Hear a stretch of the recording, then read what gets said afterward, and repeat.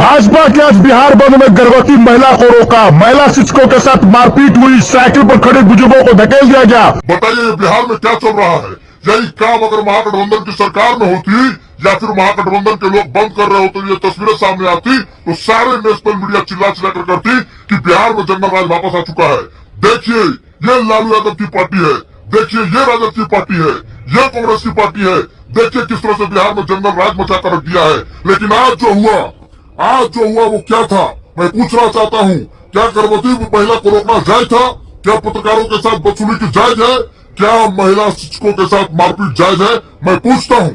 ये तस्वीरें कई जगह सोशल मीडिया पर चल रही है। जिस समय गर्भवती महिला को रोका गया था मैं वहीं पर मौजूद था, मैंने विरोध किया, हालांकि कुछ देर बाद उसे जाने दिया। जब मैं भाजपा के कार्यकर्ताओं से पूछा कि ऐसा आपने क्यों किया, तो बाद में वो क्या सफाई देते हुए कहते हैं कि मुझे लगा कि कोई डिलीवरी यानी पार्सल वाला है, मुझे पता होता कि मरीज है तो मैं उसे पक्का छोड़ देता। बाद में मैंने उसे बुलेट से अस्पताल तक पहुंचाया और वहां जाकर उसका लड़का हुआ है। अब क्या हुआ ये मुझे नहीं पता, लेकिन सवाल यहाँ पर यह है कि आज जिस तरह से बिहार बंद को लेकर जिस तरह से बदसलूकी की बातें सामने आई, क्या वो सत्य है? प्रधानमंत्री नरेंद्र मोदी को मां की गाली देने के बाद बिहार में जो है वो भाजपा ने बंद का आह्वान किया था।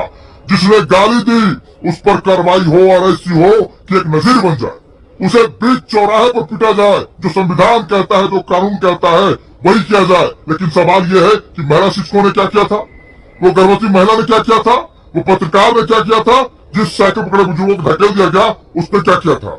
अरे ऐसी वीडियो सामने आई है जिसे देखकर लोग हैरान है। महिला कार्यकर्ता खुद सड़कों पर थी, वो इसलिए सड़कों पर थी क्योंकि देश की एक महिला को गाली दिया गया था। लेकिन सवाल अब यहाँ पर यह है कि जिस महिला शिक्षक को पीटा जा रहा था वो क्या किसी की मां नहीं थी?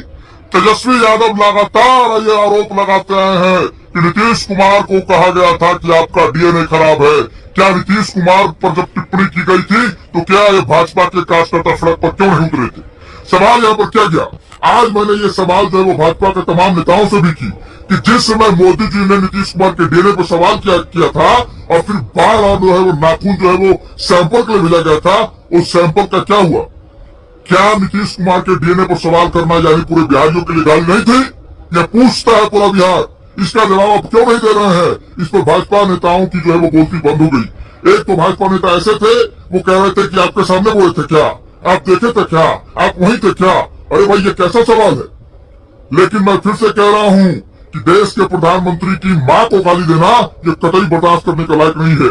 संविधान के हर उस अंतिम पन्ना को खंगाला जाए और देखा जाए कि ऐसे लोगों पर जो है वो क्या कार्रवाई होनी चाहिए और वो कार्रवाई उसे दीजिए, और ये हम भी कबूल करते हैं। लेकिन बिहार बंदी के नाम पर हुड़दंगई करना, महिला शिक्षकों के साथ मारपीट करना, गर्भवती महिलाओं को रोकना, पत्रकारों को गलियाना, ये कहाँ तक जो है वो उचित है? मैं इसका जवाब मांगता हूँ आप सभी से। मैं जवाब मांगता हूँ। एक बात बताइए, बहुत सारे ऐसे लोग थे, बहुत सारे ऐसे बीजेपी के नेता थे जो सब तरीके से सड़कों पर खड़े थे, लेकिन कुछ लोग ऐसे थे जो गुंडागर्दी पे उतर गए, मारपीट करने लगे। महिला शिक्षकों का जो वीडियो आया है जिसमें देखा जा रहा है कि कुछ महिला कार्यकर्ता भी है वो पकड़कर महिला शिक्षक को ले जा रही है, वो वीडियो वायरल हुआ है। हालांकि उस बारे में पुष्टि मैं नहीं करता हूँ, लेकिन सवाल अब यहाँ पर यह है कि अगर ये सही है तो अब तक कार्रवाई क्यों नहीं हुई? बिहार बंद कीजिए। हालांकि राजद की जब बंदी हुई थी तो उसमें भी कई तस्वीरें सामने आई थी कि डिजिटल मीडिया के पत्रकारों के साथ बदसलूकी हुई। एक बोला कि अगर जंगल राज रहता तुमको यही ये कर देते। तो चाहे वो राजद का बंदी हो, चाहे वो बीजेपी का बंदी हो, चाहे वो कांग्रेस का हो, चाहे किसी का हो, किसी का अधिकार नहीं है, किसी को अधिकार नहीं है कि किसी पत्रकार को कोई गाली दे दे, किसी के साथ कोई मारपीट कर दे, चाहे वो राजद का बंदी हो चाहे किसी का बंदी हो। हालांकि जहां से तस्वीरें सामने आई कि गर्भवती महिला को रोका गया